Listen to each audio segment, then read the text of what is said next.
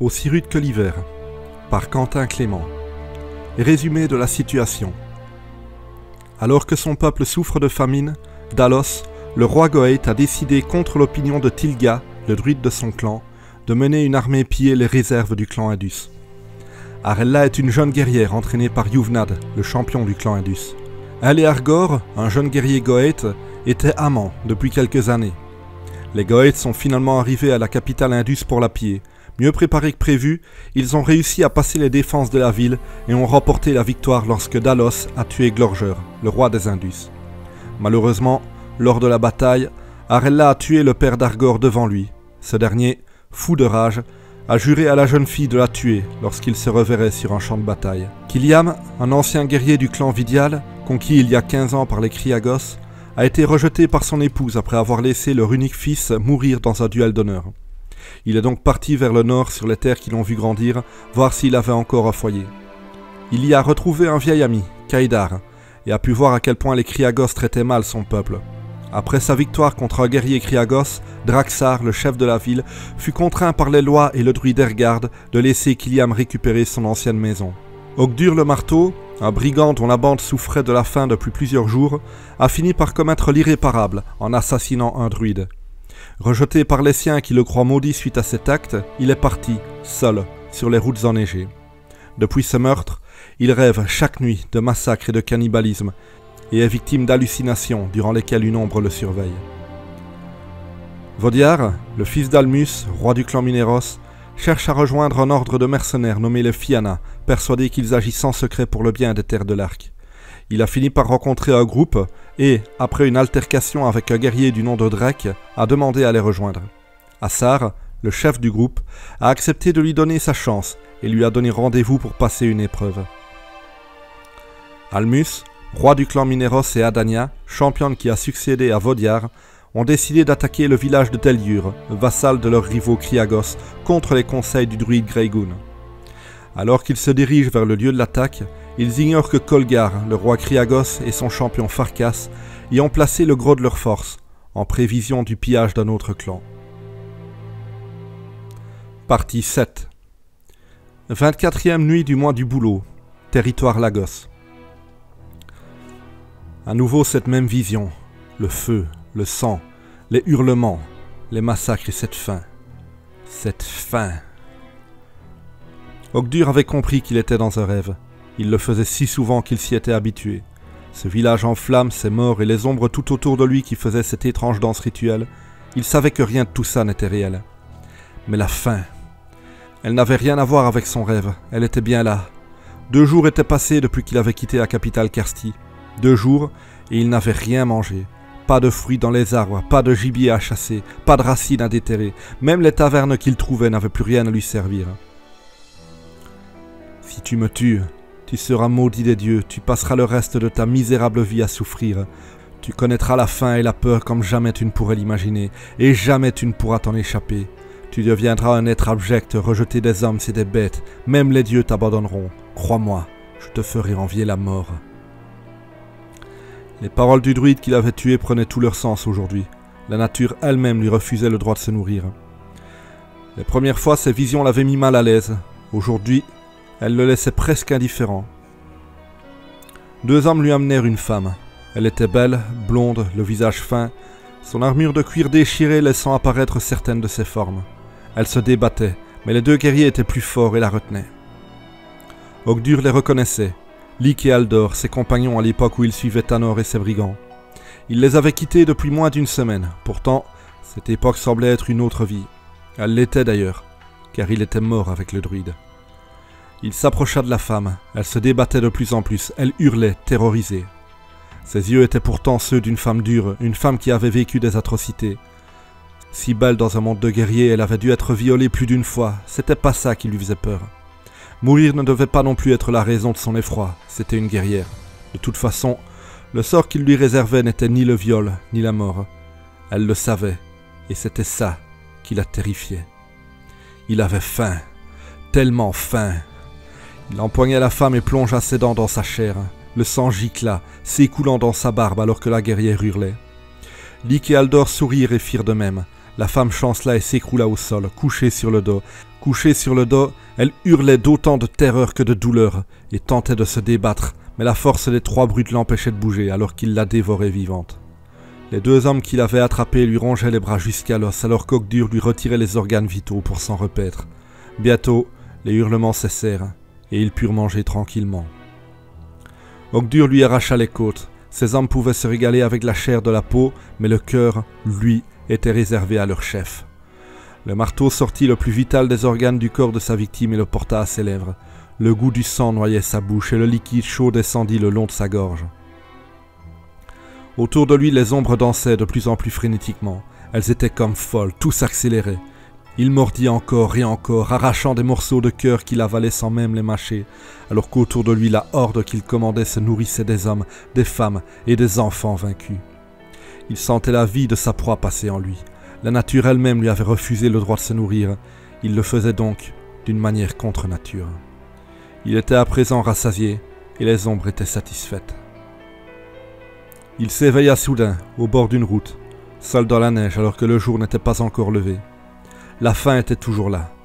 La faim, le froid, c'était tout ce qu'il connaissait à présent. Ton sommeil est moins agité, Ogdur. D'un bond, il se releva et dégaina son épée. Il le vit, l'homme encapuchonné. C'était celui qui s'était assis à sa table au bordel, celui qui avait soudainement disparu. Le marteau avait pensé à une hallucination due à l'alcool ou à la mauvaise nourriture. Il avait tenté de trouver une explication logique à cette apparition sans jamais avoir pu la trouver. Et aujourd'hui, l'homme était à nouveau là, face à lui. « Dites-moi ce que vous me voulez, » ordonna Ogdur. « Comment vous connaissez mon nom ?»« Je te l'ai dit, tu es rejeté des hommes et des bêtes, abandonné par les dieux, mais nous gardons un œil sur toi. »« Qui ça, vous ? Montre-moi ton visage !»« Je ne peux pas. Je n'ai pas de visage. Ceci n'est qu'une forme que tu peux voir. »« Je ne plaisante pas, » s'impatienta Ogdur. « Dis-moi immédiatement qui tu es ou je t'égorge sur le champ. »« Je suis celui qui peut t'apporter le pouvoir sur les terres de l'Arc. Je peux faire de toi un guerrier invincible et immortel. Je peux mettre fin au froid, à la neige et à la faim que tu ressens. Ces visions que tu as, cette puissance que tu possèdes en songe, je peux en faire une réalité. » Ogdur se sentait plus calme, apaisé. Les paroles de l'inconnu, sa façon de parler peut-être, avaient sur lui un pouvoir ensorcelant, et il le sentait. Il se laissa bercer pourtant par la musique des promesses qui lui étaient faites. L'immortalité, plus de faim, plus de froid, le pouvoir sur les terres de l'Arc. Quelques jours plus tôt, il aurait refusé d'écouter l'inconnu, de faire de ses visions d'horreur une réalité. Mais petit à petit, il les avait acceptées. Il n'y voyait plus rien d'atroce, juste de la puissance, et la perspective d'enfin être rassasié. « J'accepte, dit-il finalement. Faites de moi l'homme le plus puissant des terres de l'Arc. » L'inconnu sourit, puis disparut, comme une trace dans la neige que le vent efface. Ogdur sentit ses oreilles bourdonner, un mal de crâne le prendre. Autour de lui, il les voyait, les ombres et leur étrange danse. Un pacte était signé, un accord dont le marteau ignorait les termes.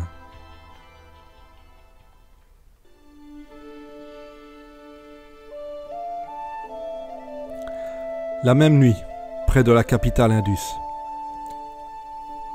La neige tombait depuis des jours sans s'arrêter dans cette partie des terres de l'Arc et arrivait presque à hauteur de genoux.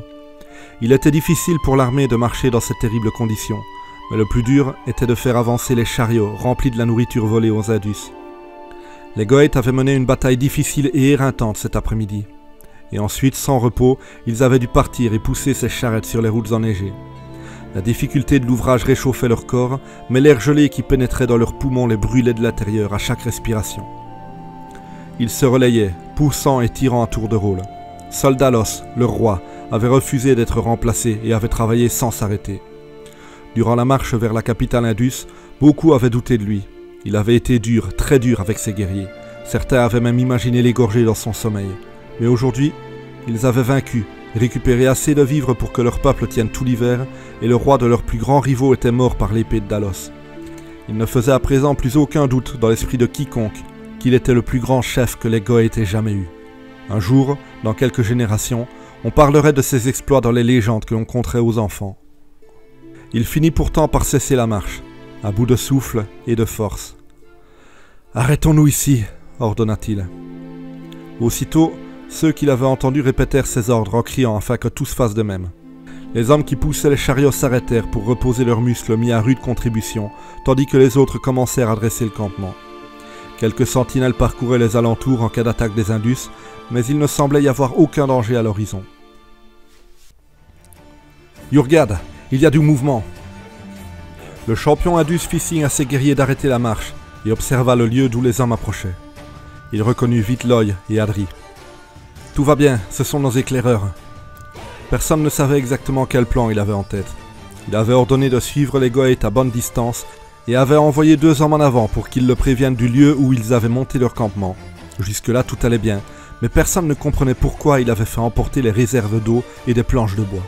« Ils se sont arrêtés, mais ils sont toujours presque 1000, nous n'y arriverons pas. »« Fais-moi confiance, » répondit le champion. « Nous allons récupérer ce que ces fils de pute nous ont pris. » Son regard se posa sur Arella. Il avait connu son père, un homme droit et un bon guerrier. Sa mort avait été douloureuse pour tous, et il l'avait prise sous son aile pour en faire une guerrière, comme elle le souhaitait. Elle voulait prendre la place de son propre père en défendant sa famille, alors il lui avait enseigné comment le faire. Il était fier de ce qu'elle était devenue, car il la considérait presque comme sa fille. Elle avait insisté pour participer à l'attaque, il ne comprenait pas pourquoi, elle qui avait tant semblé souffrir après la bataille. Quand il l'avait vue pleurer, il avait compris qu'elle n'était pas faite pour la guerre et qu'elle faisait partie de ceux qui plus jamais ne se battraient, qu'elle avait plus en commun avec sa mère et ses sœurs qu'il l'avait imaginé. Pourtant, elle avait insisté pour être avec eux et reprendre ce qui leur appartenait. Il ne savait toujours pas ce que le fils de l'homme qu'elle avait tué avait pu lui faire, mais il voyait que cela l'avait chamboulé. Elle refusait d'en parler. Mais il se trompait. Ses pleurs après la bataille n'avaient rien à voir avec la guerre. Elle était faite pour le combat, elle le savait depuis toujours au fond d'elle. Cela l'avait énervé qu'il lui demande de rester en arrière, car elle voulait à tout prix partir au combat. « On m'a vu pleurer, » avait-elle expliqué à Yurgad. « Je dois réparer ça en prouvant que je suis bien une guerrière. » C'était l'explication qu'elle avait donnée, mais ce n'était pas vrai. Ce n'était pas ça la vraie raison pour laquelle elle voulait tant participer à cette bataille. Elle voulait revoir l'homme qu'elle aimait, Argor, le guerrier Goëth. Je prierai les dieux chaque jour, je les prierai pour qu'ils hâtent notre prochaine rencontre sur un champ de bataille, et alors, je te tuerai. Ces paroles, elle y repensait à chaque seconde. S'il voulait la revoir sur un champ de bataille, elle ne voulait pas le faire attendre. Ils allaient se battre, et l'un des deux allait mourir, lui ou elle. Cette histoire devait être réglée au plus vite, et ne pouvait être réglée que dans le sang. Elle comptait bien l'envoyer retrouver son père. Le campement Goëth était à présent monté. Le vent glacial de l'hiver frappait leur visage, tandis que la neige tombait sur eux, se piégeant dans les barbes et les cheveux hirsutes. Emmitouflés dans leur fourrure, les guerriers tentaient de se protéger du froid, assis en cercle autour des feux qu'ils avaient allumés. Argor n'avait adressé la parole à personne depuis leur départ. Blodal, un ami de son père, l'avait invité à s'asseoir près de leur feu. Il s'était joint à eux, mais n'avait rien dit. Les pensées se bousculaient. Arella, celle qui avait égorgé son père, il aurait pu la tuer tant de fois lorsqu'il se voyait en secret. La dernière fois, il aurait suffi qu'il agisse en guerrier, qu'il la mette à mort comme n'importe quel homme en guerre, et son père serait peut-être toujours vivant. Il pensait à Lia, sa petite sœur. Il allait devoir s'occuper d'elle. Il le ferait d'ailleurs. Il allait la nourrir, l'éduquer, lui apprendre à se battre. Surtout, lui apprendre à se battre, car un jour ou l'autre, il allait mourir lui aussi. Et ce jour-là, elle devrait se débrouiller seule. « Ton père était un bon guerrier, » dit simplement Blodal, sortant Argor de ses pensées. « Il a eu une mort noble et a été vengé. Je suis certain que dans l'autre monde, il est en train de prendre sa revanche. »« Il n'a pas été vengé, » répondit sèchement Argor. Les Goëth l'avaient vu entrer dans une maison avec la jeune fille et sortir seul. Tout le monde pensait qu'il l'avait tué. C'était tellement logique. C'était ce qu'un fils devait faire. Mais il ne l'avait pas fait. « Pourquoi ?» demanda Blodal aussi étonné qu'indigné. « Elle a tué ton père, mon ami, et tu l'as laissé vivre ?»« Elle mourra, Blodal, je vais la tuer. Mais pas ainsi, pas désarmée et blessée. Je veux lui ouvrir la gorge sur un champ de bataille, comme elle l'a fait avec mon père. Je veux la tuer, mais surtout, je veux la vaincre. » Un instant passa. Le guerrier se dit qu'Argor était le digne fils de Kjurgod, aussi fier, aussi fort et aussi noble que l'était son vieil ami. Une digne succession. « Bannière Indus !» La voix d'une sentinelle s'était fait entendre. D'un coup, tous les guerriers se levèrent et l'on entendit le son de centaines de lames se dégainer. Leurs ennemis étaient-ils assez fous pour s'attaquer à eux? On dirait que ta vengeance aura bientôt lieu, ricana Blodal. Jurgad était resté à l'arrière, avec le gros de ses troupes. Il entendait le son de la bataille au loin, les hurlements de blessés, le bruit du métal qui cognait et les ordres criés par les gradés. Il l'entendit soudain, l'ordre qu'il attendait. « Retraite! Retraite !» suivi de la puissante voix de Dalos. « Poursuivez-les! Massacrez-moi ces raclures !» Il prit une grande aspiration. Son plan devait marcher.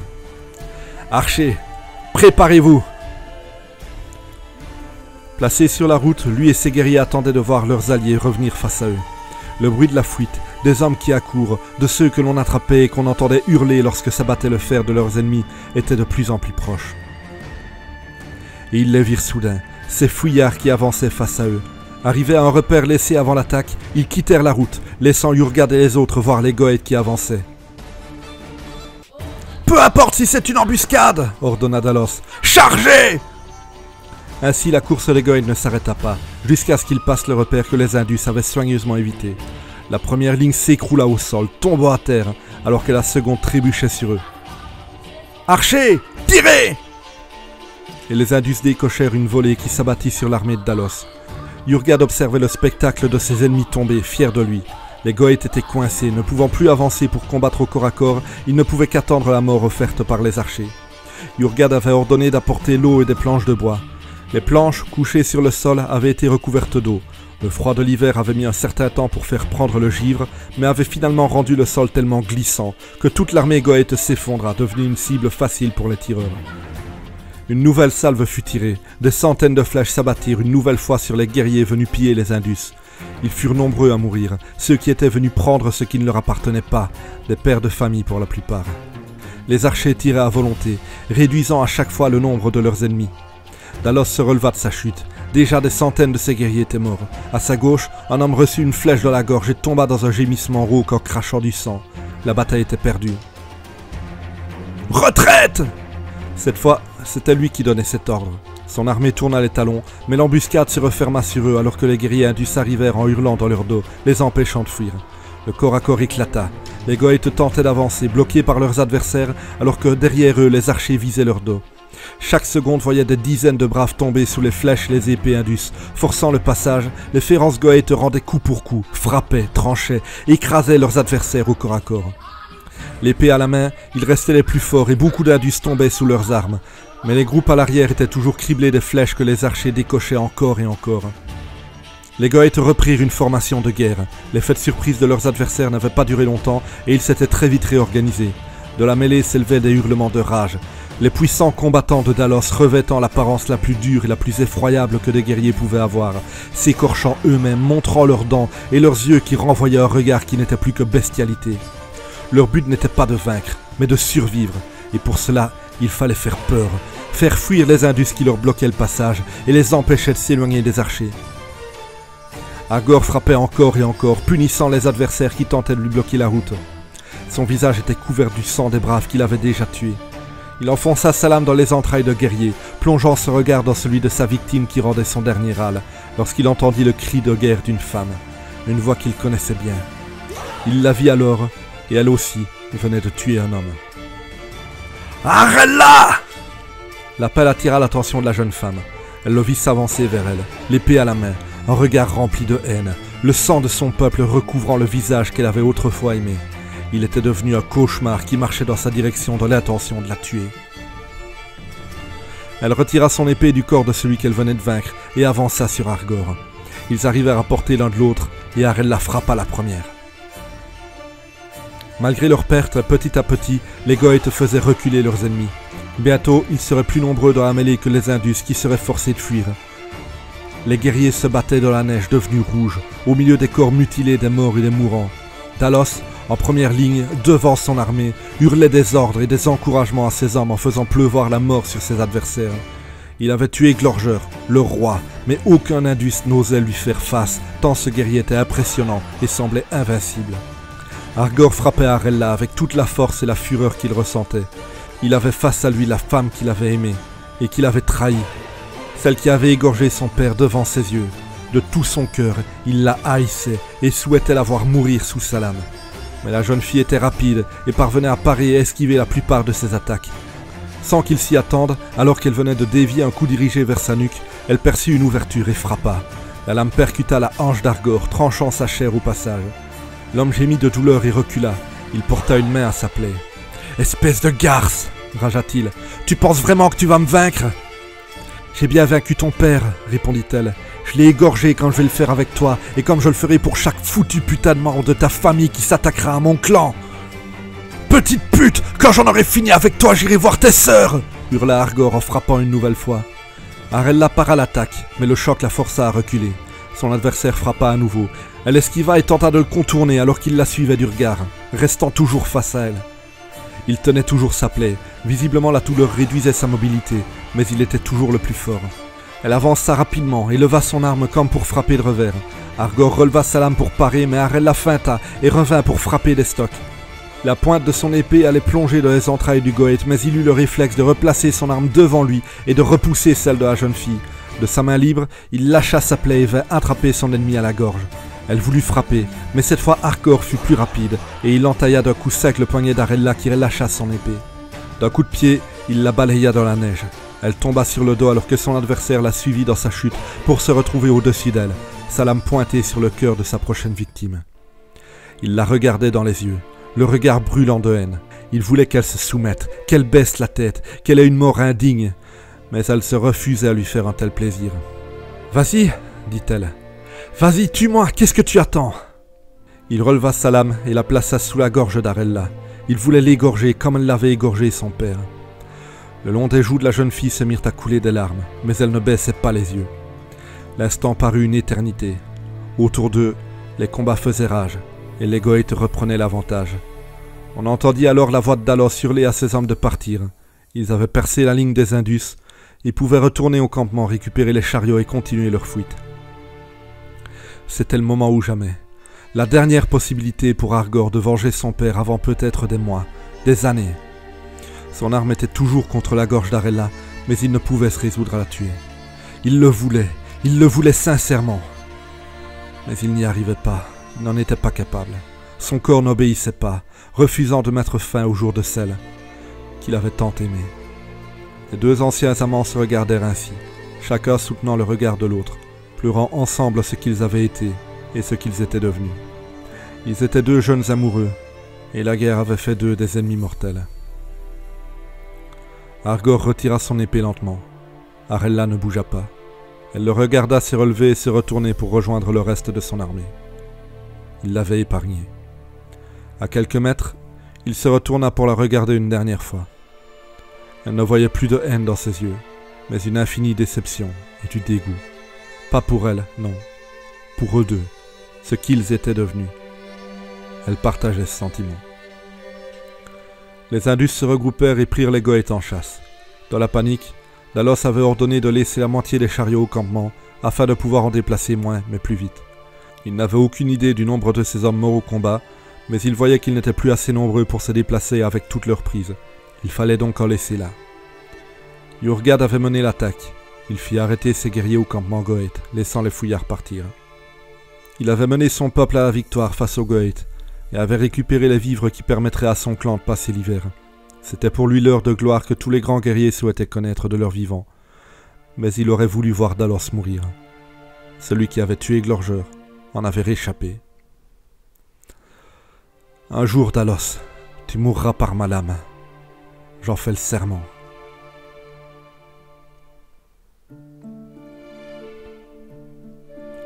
« 25e jour du mois du Bouleau, village de Vidial, sur le territoire Kriagos. Bien loin des conflits qui éclataient partout sur les terres de l'Arc, n'ayant pas la moindre conscience de la bataille qui avait eu lieu cette nuit-là entre les Goëth et les Indus, encore moins de la danse des ombres qui lentement prenait possession d'Ogdur, Kiliam s'éveilla dans sa demeure. Il s'étira longuement, sentant chacune de ses articulations craquer. Son voyage depuis la capitale Tuat avait été long, et il avait perdu l'habitude de dormir dans un lit. Il soupira, son corps camouflé par les épais draps qu'il avait maintenus au chaud durant la nuit, un sourire béat sur le visage. Cette maison était la sienne, légalement. Il avait passé 15 ans à vivre chez quelqu'un d'autre. La maison qu'il habitait alors, c'était celle de Kolda, son épouse, qui n'avait plus été un foyer chaleureux depuis la mort de leur fils, Hagen. Il avait vécu chez elle, car sa demeure à lui avait été volée par un Kriagos, qu'il avait réclamé comme butin de guerre. Et aujourd'hui, ce Kriagos était mort par sa main, et cette maison était à nouveau la sienne. Il se redressa, le froid perçant du nord remplaça la chaleur de ses couvertures. Il se vêtit d'une peau de bête qui avait autrefois appartenu à l'homme qui l'avait tué, son butin de guerre à lui, et sentit son corps trembler. Ce n'était pas dû à la température, non.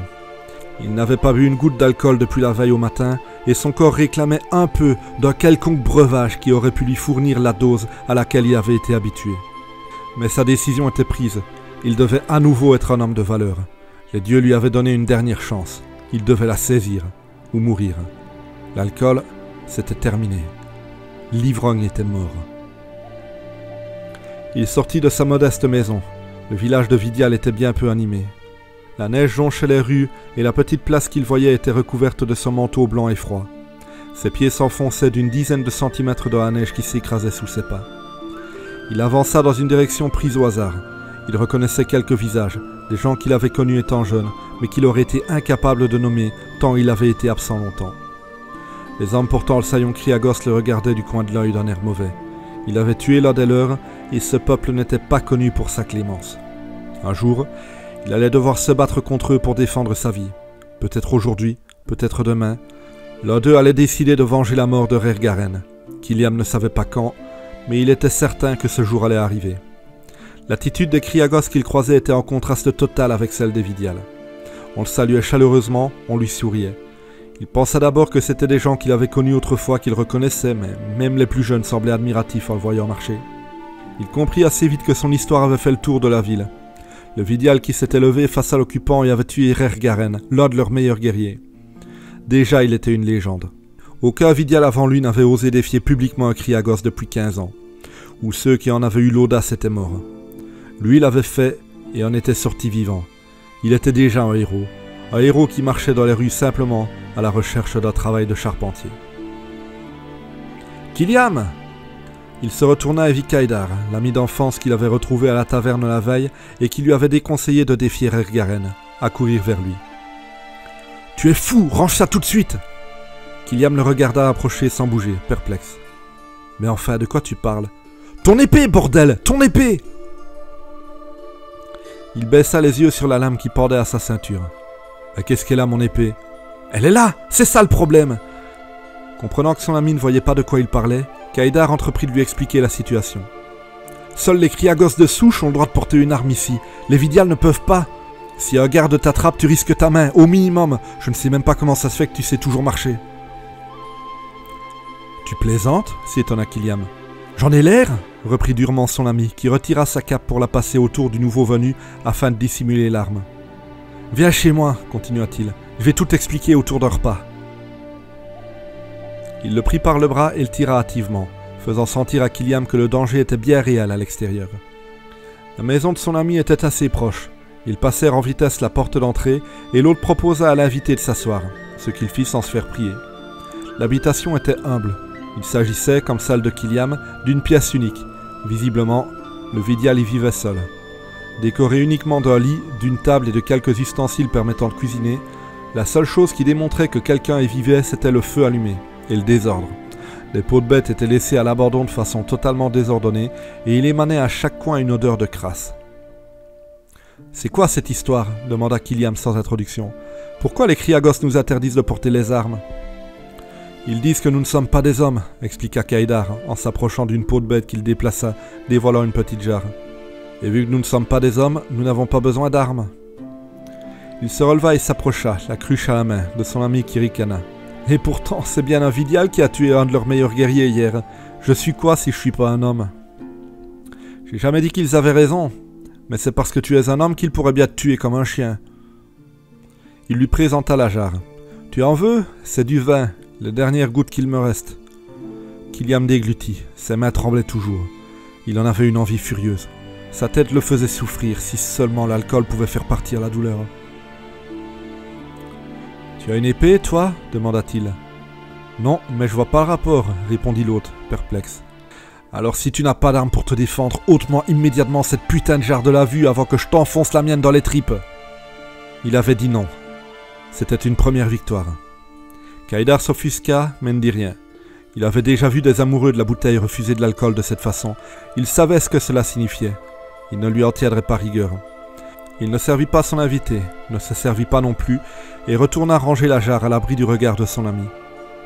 C'est pas parce que t'es une sorte de conquérant que tu peux te permettre de parler à tes amis de la sorte, dit-il pour au moins signifier son agacement à Kyliam. Un conquérant me fait pas rire. Si Rergaren ne m'avait pas laissé 3 chances, il m'aurait taillé en pièces. Je suis juste un charpentier à la recherche de travail. Et en parlant de ça, tu connais quelqu'un qui aurait besoin d'un travailleur? Kaïdar souleva une seconde peau de bête et en dégagea une caisse de bois pour en sortir plusieurs carottes. Une soupe, ça réchauffera l'hiver. Ces carottes m'ont été vendues par un petit marchand hors de la ville. Tu parles comme une femme, se moqua Kyliam. Nous sommes entre hommes ici, t'aurais pas une pièce de viande à me proposer? J'ai marché 7 jours avant d'arriver ici. L'autre lui sourit. Tu ne sais visiblement vraiment pas où tu es. Manger de la viande? Un vidial? Non, personne n'a les moyens d'avoir ce luxe ici, les impôts des Kriagos sont bien trop élevés. Mais bon, il paraît que cet hiver, c'est le même problème partout. Tu devras te contenter de ça, et arrêter de critiquer mon hospitalité maintenant. Il se saisit d'un couteau et commença à couper la carotte en morceaux, au-dessus d'un petit chaudron placé au-dessus du feu. « Excuse-moi, » dit enfin Kyliam. « Je ne me montre pas vraiment un invité respectueux, je suis un peu sur les nerfs. » Il ne décollait pas son regard de la peau de bête sous laquelle se trouvait la jarre. « C'est pas grave, mais avise-toi d'être sur les nerfs face à un Kriagos et il te tuera sans la moindre hésitation. » Un instant passa. Kyliam reprit la parole.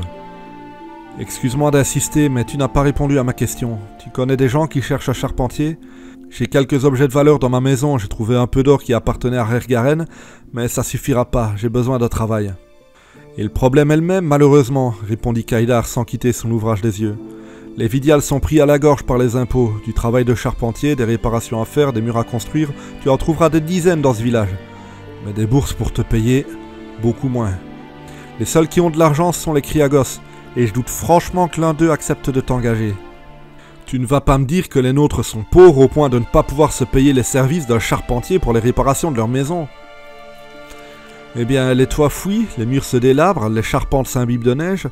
S'ils avaient de l'argent, ils paieraient, crois-moi. Tout est à l'abandon ici. Mais les Kriagos sont venus en conquérant. Nous nous sommes soumis. Les lois de la guerre veulent que nous soyons de leur clan après la conquête, que nous nous comportions comme tels et qu'ils nous traitent comme tels. Tu me parles du respect des lois de la guerre? Je t'en prie, ce sont les Kriagos, pas les Mineros. Kyliam s'emporta. Nous devrions les foutre dehors, hors de notre capitale, retrouver nos saillants aux couleurs brun et doré. Notre clan s'est toujours battu loyalement. Nous avons écrit notre propre histoire, résisté aux assauts. Nous avons traité nos alliés et nos ennemis en respectant les valeurs d'honneur et de noblesse. Nous nous sommes toujours comportés en hommes et méritons d'être traités comme tels. Ce sont les Kriagos qui devraient être traités comme des chiens, pas nous. Il suffirait d'un coup de glaive pour briser nos chaînes et retrouver notre liberté. Kaïdar lui fit signe de baisser d'un ton. Écoute, je te rejoins sur tous les points. Mais mon ami, ce glaive pour briser nos chaînes, nous ne le possédons pas. Aucun Vidial n'est armé. Ton discours est encourageant, crois-moi, c'est agréable de voir quelqu'un qui croit sincèrement en l'espoir de notre peuple. Mais tes paroles, elles sont dangereuses. Elles vont te faire tuer. Cet espoir, personne ne l'a plus. Kyliam serra les dents. Personne n'avait l'espoir que les Vidial puissent vaincre les Kriagos, mais lui avait vaincu Rergaren. Ce qui donnait autrefois la force et le courage aux guerriers de son clan, c'était ce vestige de bouclier qui avait été brisé par la force de frappe de Halda, la reine des Vidial. Un symbole, celui de la puissance de leur peuple. Ce qui donnait le courage et l'espoir aux hommes, c'était ça, les symboles. Il posa son regard sur son épée, un glaive acéré dans les mains d'un Vidial qui bravait l'interdiction de porter les armes et avait tranché la gorge de l'un de leurs ennemis. Cette épée, ce serait elle, le symbole de la révolution. Fin de la partie 7.